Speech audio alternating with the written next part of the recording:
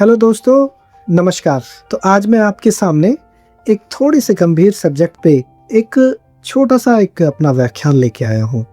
Try कर रहा हूँ कि मैं शायद इस पे कुछ अच्छा बोल सकूँ और आपको एक चीज़ समझा सकूँ कि जिसके लिए लोग जीवन भर भाग-दौड़ कर रहे हैं, इतने तीर्थों में जा रहे हैं, इतने साधु-संतों के पास जा रहे हैं और वहाँ पर एक अलग ही सिनेरियो है। एक बहुत ही छोटी-सी आपको मैं बात बताने जा रहा हूँ कि ध्यान क्या है?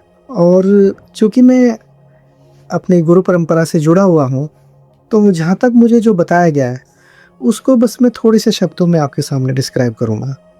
ये कोई बहुत बड़ा मैजिक या बहुत बड़ी एक ऐसी विधि नहीं है कि जो आप ध्यान ना कर सको। जीवन का सबसे सरल, सबसे अच्छा, बहुत ही प्यारा जो क्षण होता है, वो उस समय होता है जब हम ध्यान में होते हैं। अब ध्यान क्या है? सारी बात इसी प बहुत सारे लोग जब मिलते हैं, बातें करते हैं, सोसाइटी में जाते हैं, साधु संतों के पास जाते हैं। बात होती है कि ये ध्यान क्या है? अब ध्यान जो बड़े स्थानों पे लोग जाते हैं, उनको बहुत सारी टेक्निक्स बताई जाती हैं, बहुत सारे अलग-अलग टाइप के ध्यान हैं। बट जो हमारी जो शक्तिपात परंपरा है, उसमें बड़ा ही सरल समाधान दे रखा है कि भई ध्यान क्या होता है? तो ध्यान जो गुरुदेव ने बताया है, वो बताया है कि केवल अपनी साँसों का अवलोकन, साँस आ रही है, साँस जा रही है, साँस जा रही है, साँस आ रही है। इसी पर केवल हमें अपना ध्यान कंसंट्रेट करना है। और सबसे बड़ी बात, ध्यान करा नहीं जाता, ध्यान स्वतः ही होता है। तो इस चीज़ को आप जब ध्यान में बैठें, तो आप इसको प्रयोग कीजिए।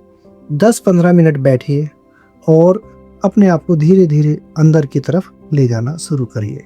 अब जब हम ध्यान करते हैं, तो देखते हैं कि बहुत ज़्यादा विचारों का आवागमन, बहुत ज़्यादा ऐसी-ऐसी चीज़ें भी उस समय याद आती हैं, जो मतलब हमारे उसी विचारों में कहीं होती ही नहीं है। लेकिन जब ध्यान करने बैठते हैं, तो वो ध्यान में पता नहीं क्यों आने लगती हैं। तो गुरुदेव बताते हैं कि इसमें घबराने की या सोचने की कोई बात नहीं है। आप एक दृष्टा भाव से केवल उसको ध्यान दीजिए कि दृष्टा भाव से कि जो आ रहा है उसको आने दीजिए, जो चल रहा है उसको चलने दीजिए। तो आप उससे लड़िए मत और धीरे-धीरे आप पाएँगे कि एक समय के बाद में कि आपको उन विचारों ने जकड़ना बंद कर दिया है। और अगर वो अनवरत भी चल रहे हैं, तो इसमें कोई बहुत उसकी बात नहीं है कि भई ध्यान नहीं हो पा रहा है। मैं तो बहुत लंबे समय से ध्यान कर रहा हूँ, मुझे तो 10 साल हो गए, मुझे 15 साल हो गए, किसी ने अभी शुरू किया है। और सबकी देखो क्या होता है ना, अपनी-अपनी यात्राएँ होती हैं। तो इसमें एक यात्रा का मैं एक आपको एक छोटा-सा एक बोध कथा सुनाता हूँ कि महात्मा बुद्ध बोधि वृक्ष के नीचे अपने जो शिष्य थे उनको उपदेश दिया करते थे, और जो भी उनके उपदेश थे, सारे जो भिक्षुक थे, वो बहुत अच्छे ढंग से अपना ध्यान करते थे, उनको सुनते थे। तो जिसकी प्राप्ति के लिए वो लगे हुए थे, तो वो बहुत लंबे समय से वहाँ पे साधक लगे हुए थे, और किसी-किसी को प्राप्ति भी हो जा रही थी, तो किसी को प्राप्ति नहीं भी हो रही थी। बट एक दिन बहुत बड़ा चमत्कार हुआ कि एक 18-19 साल का युवक आया, बहुत सुंदर युवक, उसके चेहरे पर बहुत तेज था, और वो आया, उन्होंने महात्मा बुद्ध की ओर देखा। महात्मा बुद्ध ने भी उसको बड़े स्नेह से, बड़े प्रेम से देखा, और दोनों की आई कांटेक्ट हुई, दोनों एक दूसरे को देख के मुस्कुराए, और उसकी यात्रा पूरी हो गई। वो वहाँ से उनसे हंस के मुस्कुरा के चला गया, और सारे शिष्य एकदम देखते रह गए कि अरे, ये तो जो इसको प्राप्ति करनी थी वो क्षण भर में प्राप्त करके चला गया, और एक हमें यहाँ पे हम 20 साल से, 30 साल से।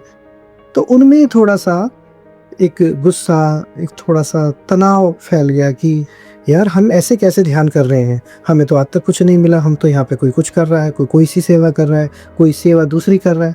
बट ये तो आया, आई कॉन्टैक्ट हुआ, और एकदम आँखों से आके मिलते ही उसको जो देना था, वो भगवान बुद्ध ने उनको दे दिया।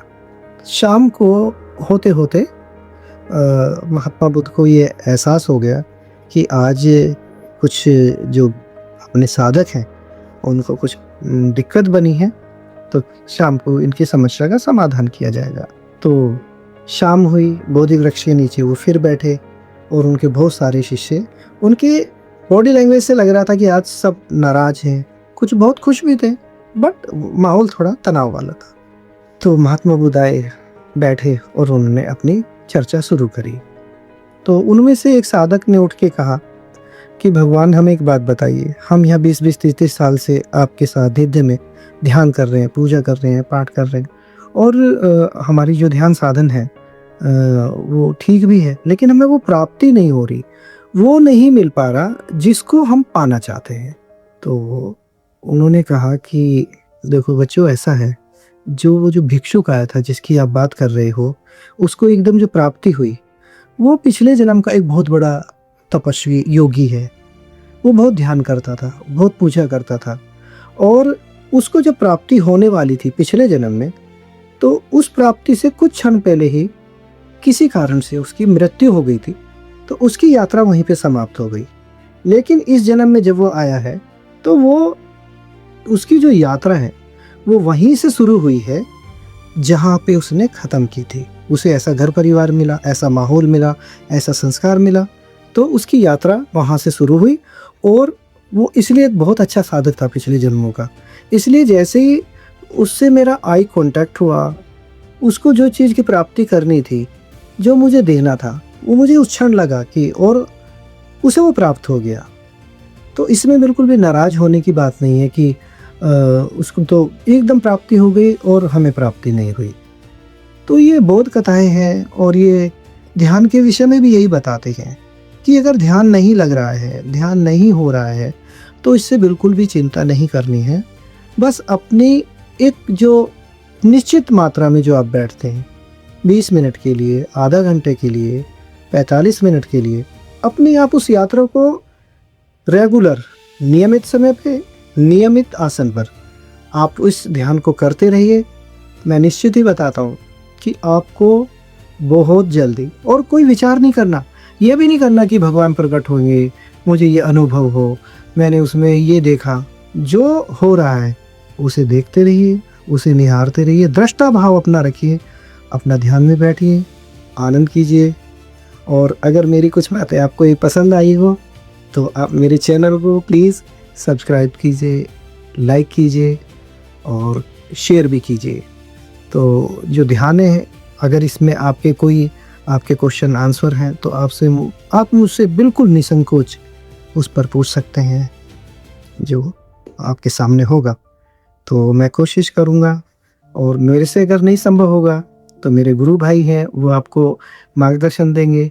और अगर उनसे भी नहीं हो पाता है तो स्वयं गुरुदेव से मैं प्रार्थना करूँगा कि वो ज़रूर इस विषय में अपना ज्ञान यहाँ पे प्रकाशित करें, जिससे समाज को बहुत ही आसानी से ध्यान का मार्ग मिले, उनके जीवन में आनंद बरसे और वो बहुत खुश होकर इस जीवन की यात्रा को आगे बढ़ाएं।